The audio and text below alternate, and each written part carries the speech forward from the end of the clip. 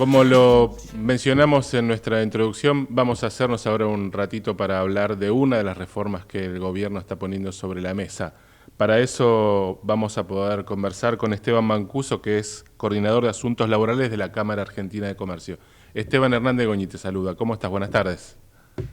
¿Qué tal, Hernán? Buenas tardes y gracias por la invitación. Como siempre, bueno, acá nuestro interés es un poco tratar de acercar estos temas que se discuten muchas veces desde un costado más técnico, si querés, a lo político, un poco Sí, bajarlo a la realidad. Y también me claro. parece que nuestro foco ahí saber es qué le puede servir a las empresas de esta reforma que está planteando el gobierno. Así que te lo voy a preguntar de esta forma.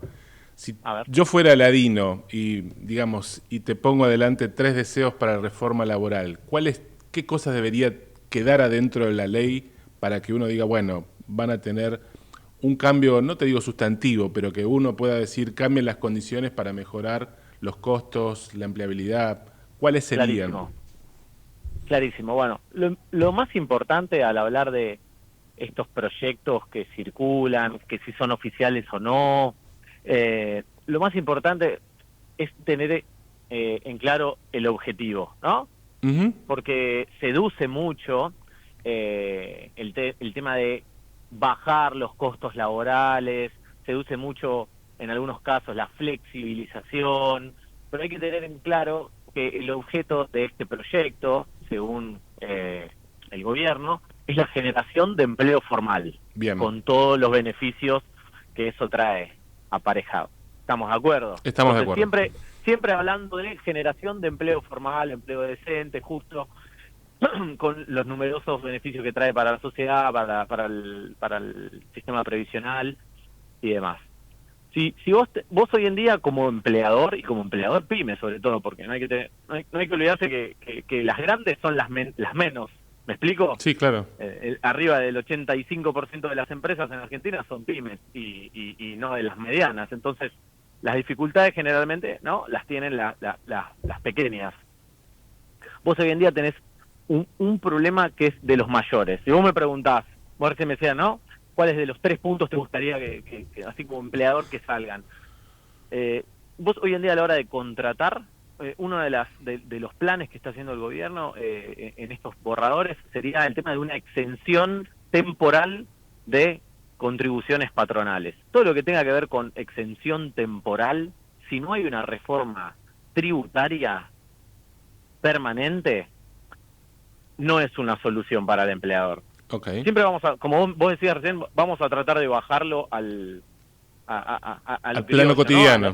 A lo cotidiano del empleador. Ujú. Supongamos que vos tenés una pyme y tenés que hacer una contratación. Entonces vos agarrás, haces una contratación, traes una persona y por cada 100 pesos que le pagás registrada, tenés que erogar de tu bolsillo 150 pesos.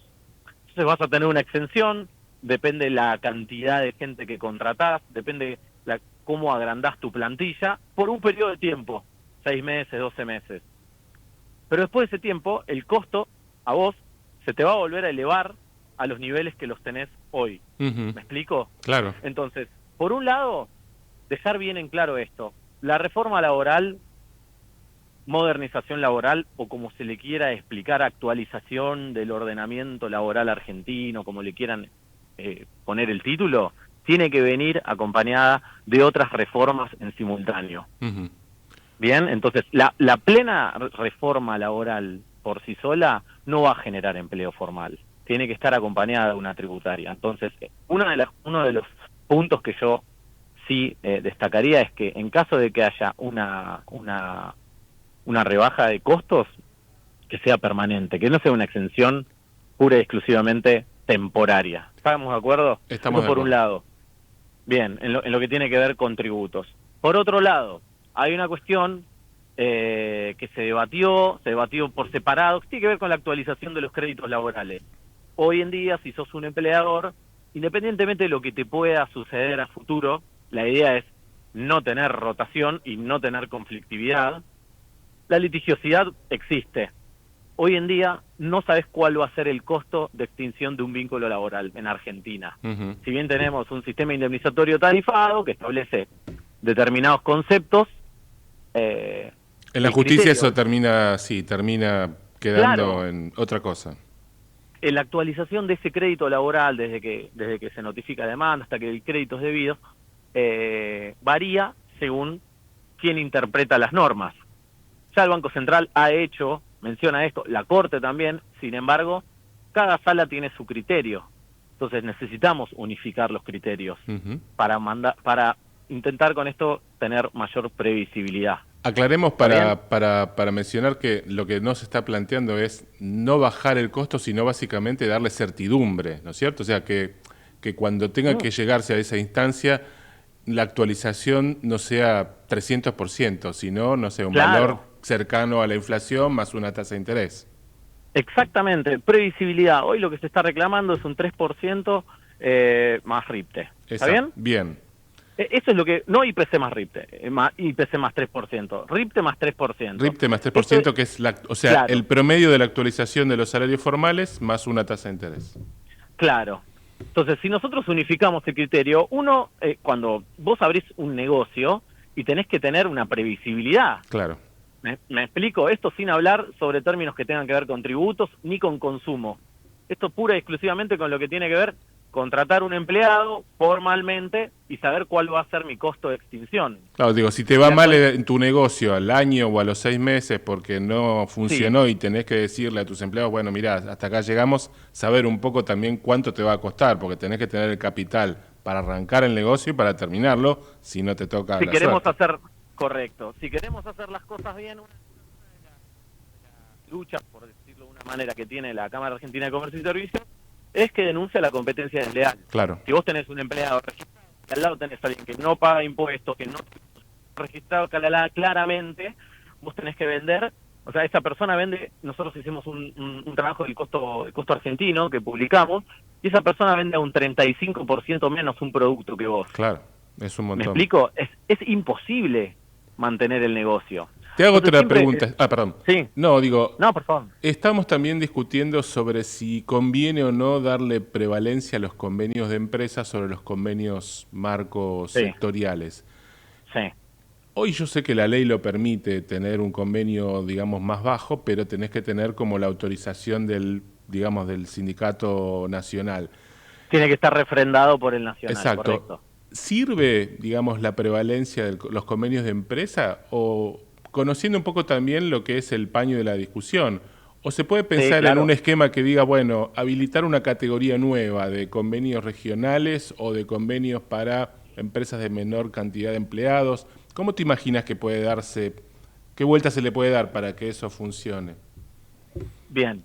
Vos estás hablando claramente de la ultraactividad de los convenios. Sí, La ultraactividad de los convenios, para quien no lo sabe, lo que permite es que justamente se mantienen las cláusulas normativas respecto a las condiciones del convenio, pero también mantiene las obligacionales. exacto. Y O sea, acá es donde entra el hilo de la cuestión, que es el tema de las cuotas compulsivas, ¿no? Sobre los trabajadores.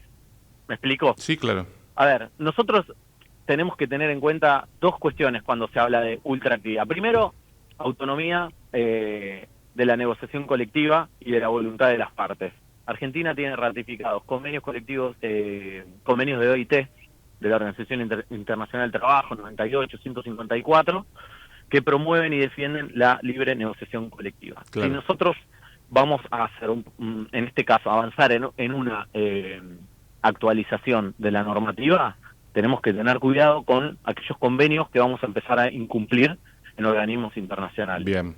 Esto como derecho más desde lo constitucional. ¿Bien? Es básico, por Ahora, decir. sí, claro. Ahora por el lado de lo cotidiano. Supongamos que nosotros tenemos una comisión interna de una empresa que va a ir a negociar con una pequeña empresa en el interior del país. Esta empresa, si bien conoce, la comisión interna conoce la realidad, que esto es lo que se le critica a la negociación tan centralizada, ¿no? O de cúpula, que no se conocen las realidades regionales. Ujú. ¿Qué poder de defensa va a tener este empleador frente a una comisión interna apoyada, porque esto va a tener que ser refrendado por el Sindicato Nacional? ¿Qué poder de defensa va a tener ese empleador con sus herramientas? Este es uno de los problemas que nosotros desde la Cámara Argentina de Comercio estamos observando. Advirtiendo, ok. Claro, vos en un convenio de actividad como existe hoy en día, lo que hacemos es establecer las condiciones mínimas e inderogables. Ujú. ¿Está bien? O sea, orden público laboral. Que rigen A para todo el partir país, sin que distinción. rigen para todo el país. Y tal y como existe hoy en día, porque esto es mucho de lo que se induce al error, a veces compulsivamente, mucho de lo que se habla, ya existe hoy en día. Ujú. Salarios dinámicos existen, bancos de horas existen, convenios de empresa existen, Claro. porque muchas veces lo que se hace es el convenio colectivo de actividad fija el piso mínimo y después por región o por empresa se hacen acuerdos, como por ejemplo está el acuerdo de zona favorable el adicional de favorable de la zona patagónica, Claro. tenemos adicionales para los cajeros de los supermercados, es decir, hay que entender bien sobre qué estamos hoy para ver qué es lo nuevo que se puede hacer. Y ¿Y por después qué siempre entonces, teniendo... por qué estamos Sí. discutiendo entonces si hace falta o no la prevalencia? ¿Qué es lo que cambiaría? No, bueno, este es el fundamento por el cual, si yo tengo un convenio colectivo que se firmó este año y termina el 31 de diciembre, si yo apruebo el fin de la ultraactividad, bueno, el 1 de enero me siento como árbitro a negociar con Las los partes, empleadores sí. y los trabajadores Ujú. las condiciones de ese convenio. Y bajo homologación, bajo poder de homologación, yo voy a poder decidir qué autorizo y qué no. Claro. No solo salarios, nuevas categorías y aportes y contribuciones. Bien, o sea que es devolverle un poco facultades al Ministerio de Trabajo en el caso de que se genere, digamos, que los convenios tengan un vencimiento y no como sucede hoy, que se transformen en ultraactivos, que significa que cuando no hay un acuerdo de partes, el convenio se vuelve a renovar indefinidamente, como pasa con algunos sectores que tienen convenios que tienen más de 50, 60 años. Así que ese sería un tema a cuidar entonces para lo que viene Sí, como la negociación. Ujú. también tenemos que tener en cuenta, con respecto a los convenios de actividad y de empresa, la dificultad que va a haber en Argentina para la demanda de mano de obra calificada. Ujú. Si vos hoy en día, no sé, te lo desmenuzo, si me permitís, Hernán, Sí, si vos hoy en día tenés una empresa grande que negocia con una comisión interna, un convenio de empresa con determinadas actividades, esa empresa grande que tiene capital va a chupar fuerza, mano de obra claro. calificada del mercado, ¿no? Ujú. Entonces, el pequeño empleador hoy no va a poder conseguir, porque va a tener un convenio de empresa peor, ¿me Claro. explico? Ujú. Va a tener un convenio de empresa más chico. Entonces, ¿qué mano de obra calificada va a poder tener? Hoy en día, el convenio de actividad lo que establece es mismas condiciones para todos los trabajadores y después cada empresa puede negociar dentro de los beneficios.